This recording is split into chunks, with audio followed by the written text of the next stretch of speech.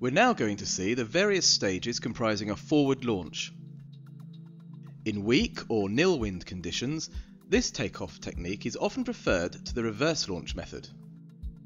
By giving a positive input of energy, the pilot ensures that the wing ascends cleanly. It also gives a certain continuity to the launch, which helps to create a constant loading on the wing. First of all, observe the position, the wing correctly prepared and orientated directly into wind, or in nil wind on the steepest part of the slope, and with the pilot situated in the centre. Note Jerome's posture. He's looking far ahead, his arms forming a W. The arms and chest are on the same plane. He's ready to provide the energy necessary for launch. This needs to be a relatively dynamic manoeuvre to ensure the wing has enough power to lift cleanly.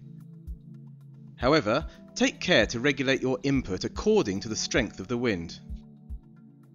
In stronger winds, reduce the force of your input. If you give the wing too much energy, you risk being snatched into the air. In weak conditions, as here, Jerome doesn't hesitate to give a positive input.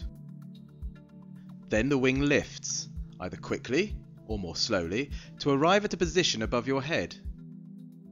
You should then control it by braking so that it doesn't overfly you. Once again, your actions must be governed by conditions. If the wing climbs rather slowly, very light braking should be enough to prevent it from overflying you. On the other hand, if the glider rises fast, don't hesitate to brake, even quite hard if necessary. However, this should be a brief reaction, as you mustn't keep the wing braked for too long. As he brakes, note how Jerome takes the opportunity to look up to visually check that the lines are free of tangles and that the canopy is in the correct position. At this stage, he can still decide to continue or abort the takeoff. He decides to continue and starts his takeoff run. In light or nil wind conditions, a sustained effort is required to achieve the speed necessary to create the lift. A committed run also helps to ensure that the wing is adequately pressurized. Look closely at his position. He's clearly leaning forward, his shoulders outside the risers.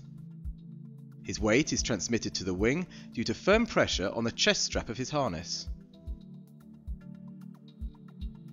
To abort the attempt, brake to the limit, hands at your thighs, and continue to advance so that the wing falls behind you.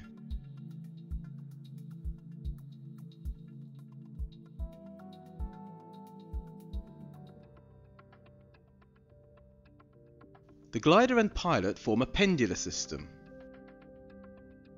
In the air, in the event of rolling or pitching, you are naturally brought back beneath your wing.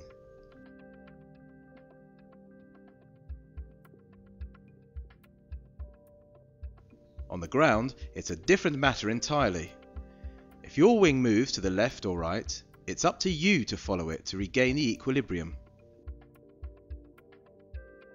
At the moment of takeoff, if the wing climbs sideways, you don't have to collapse it and start again. This situation can well be recovered. In the first place, follow the wing while continuing to advance. Next, correct the course of the wing with the opposite brake. In this way, you maintain a good loading on the wing throughout the run, while keeping to the initial direction chosen for it. Once returned to a position of equilibrium, with the wing stabilized above your head, you can start your takeoff run. David's action demonstrates this very well. By moving towards the wing, he causes a canopy to return above his head.